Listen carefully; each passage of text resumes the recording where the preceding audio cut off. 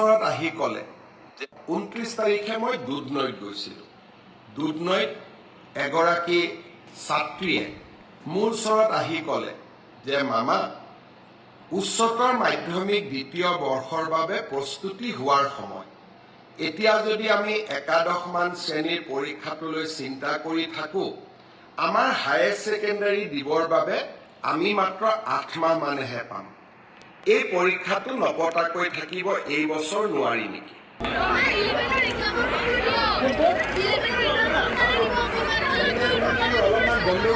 গণ্ডগোল কৰি দিলে নহয়।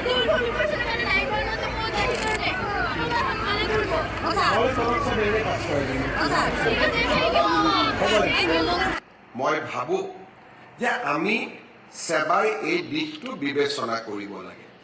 যিয়ে নহওক কিয়, দুখন বা তিনিখন প্ৰশ্ন কাকত বাকী ৰৈ গৈছে আৰু পৰীক্ষাটো যদি এপ্ৰিলৰ শেষত বা মে'ত আমি অনুষ্ঠিত কৰোঁ, ল'ৰা ছোৱালীবিলাকো টেনশ্যনত থাকিব আৰু তেওঁলোকে দ্বাদশমান শ্ৰেণীৰ বাবে নিজক প্ৰস্তুতিও কৰিব নোৱাৰিব।